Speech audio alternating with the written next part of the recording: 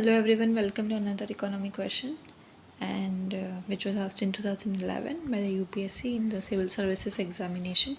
So let us look into the question and try to solve it. So it says that which one of the following is not a feature of value added tax? Be attentive of not बोला है, ठीक है. Okay, so let's read the option. A, it is a multi-point destination based system of taxation. B, it is a tax levied on value addition at each stage of the transaction in the production distribution chain. C, it is a tax on the final consumption of goods and services must ultimately be borne by the consumer. Okay. D, it is basically a subject of the central government and the state governments are only a facilitator for the successful implementation. Okay, so for this you need to know what was VAT. ठीक है. सो इसका अभी इतना कोई relevance रहा नहीं है because it got subsumed under GST. ठीक है, 2016 में ही ये जीएसटी के अंडर सबस्यूम हो गया था.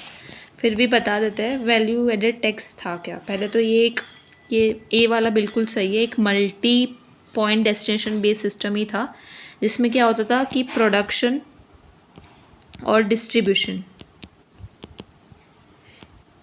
ये जो प्रोसेस है उसमें हर एक स्टेज पे ये टैक्स लगता था. जैसे ही वैल्यू ऐड हुआ so the tax was implied. Okay, और फिर लास्ट में इसको कंज्यूमर को ही बोन करना पड़ता था, मतलब कि कंज्यूमर को ही भरना पड़ता था. Borne by the consumer. ठीक है, सो फर्स्ट वाला तो सही है, सी भी सही है. It is a tax on the final consumption. Final पे भी लगता ही था लेकिन मतलब वो मल्टी पॉइंट था. ठीक है, डेस्टिनेशन बेस्ड. सो ए भी सही है, सी भी सही है. ठीक है, और बी वाला जो है value addition at each stage जो मैंने बताया ट्रांजेक्शन में प्रोडक्शन डिस्ट्रीब्यूशन चेन में, ये भी सही है. आंसर क्या है, डी आएगा. मतलब कि ये ए बी और सी सही है लेकिन हमें पूछा क्या गया है, सॉरी कौन सा फीचर नहीं है. सो डी वाला नहीं है. क्यों? क्योंकि वैट जो था ना वो एक स्टेट सब्जेक्ट था. ठीक है, स्टेट सब्जेक्ट माने ठीक है स्टेट लिस्ट में आता था ये. ठीक है, शेड्यूल 7. ठीक है, सो इसका जो पूरा इम्प्लीमेंटेशन हो गया, ठीक है, फिर एडमिनिस्ट्रेशन हो गया एंड कलेक्शन, ये सारा का सारा it was to be done by the state government. ठीक है, एंड सेंट्रल गवर्नमेंट जो था सिर्फ और सिर्फ लीगल या policy framework he they used to provide and not binded by the implementation, administration and collection.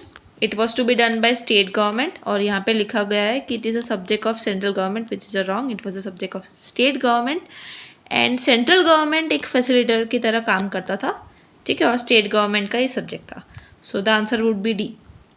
Okay, let's look into the next question, which is economic growth is usually coupled with. ठीक है, सबसे पहले economic growth क्या है. Growth और development इसमें फ़र्क है. ठीक है, ग्रोथ का मतलब क्या होता है कि सिर्फ और सिर्फ गुड्स या सर्विसेज में बढ़ना. ठीक है, प्रोडक्शन में इंक्रीज़ होना इज सिंपली ग्रोथ. प्रोडक्शन बढ़ रहा है तो ग्रोथ हो रहा है. ठीक है, सो अब आप ये समझो जैसे ही, ठीक है, जैसे इंडिया ग्रो कर रहा है. ठीक है, सो क्या होगा, इंडस्ट्रीज़ जो है,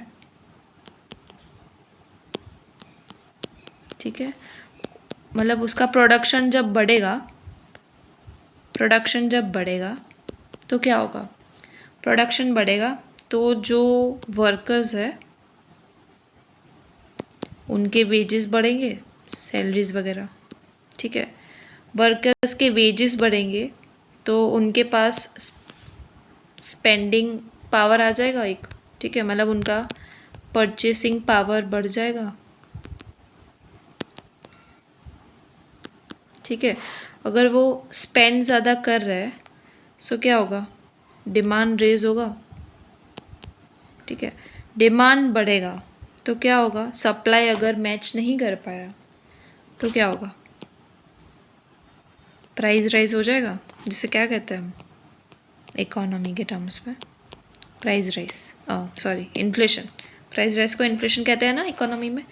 सो क्या हुआ, प्रोडक्शन बढ़ा, मतलब ग्रोथ हो रहा है, सो प्रोडक्शन बढ़ेगा तो फिर इंडस्ट्रीज़ में वर्कर्स को ज़्यादा रखना पड़ेगा, ठीक है, वर्कर्स ज़्यादा होंगे तो उनकी सैलरी भी बढ़ेगी, सैलरी बढ़ेगी तो वो लोग स्पेंड ज़्यादा करेंगे, उनका परचेसिंग पावर इंक्रीज़ होगा, स्पेंड करेंगे तो डिमांड भी करेंगे, ठीक है, हमें ये गुड चाहिए, चाहिए सर्विस चाहिए, डिमांड करेंगे, सप्लाई मैच नहीं कर पाया तो प्राइस राइज होगा जो कि इन्फ्लेशन होगा। सो जब जब भी इकोनॉमिक ग्रोथ होता है तो इन्फ्लेशन आता ही है। जैसे आरबीआई का ना, उनका एक बोलते हैं कि कॉन्ट्रास्टिंग उनका क्या बोलते हैं एम है, मतलब वो बोलते हैं कि हमको इकोनॉमिक ग्रोथ तो चाहिए लेकिन इन्फ्लेशन को भी हमको बैलेंस करना है, because they know economic growth होगा तो इन्फ्लेशन होगा ही, ठीक है। और एक हद तक इन्फ्लेशन इतना ख़राब भी नहीं है जब तक एक मॉडरेट लेवल का हो, ठीक है, थोड़ा सा इन्फ्लेशन अगर होगा मॉडरेट लेवल का तो वो ग्रोथ को, मतलब थोड़ा सा इन्फ्लेशन तभी होगा ना जब डिमांड वगैरह बढ़ रहा है वगैरह। सो दैट इज़ अ, मतलब एक इन्फ्लेशन ऐसा नहीं है कि बिल्कुल ही ख़राबी है, लेकिन एक्सट्रीमली हाइपर इन्फ्लेशन हो रहा है या फिर स्टैगफ्लेशन हो रहा है, ठीक है। स्टैगफ्लेशन मतलब कि एक तो महंगाई है, ठीक है, प्राइस राइज है, ऊपर से अनएम्प्लॉयमेंट है, सो ऐसी कोई कंडीशन क्रिएट हो रही है तो that is a very worse condition, ठीक है। So yes, so economic growth होगा तो इन्फ्लेशन होगा, ये पूरा एक फ्लो चार्ट देख लिया हमने, ठीक है। लेकिन इसका अगर वैसे वर्सा पूछे कि इन्फ्लेशन है दैट मीन्स कि इकोनॉमिक ग्रोथ होगा ही होगा, so no, that is not a norm.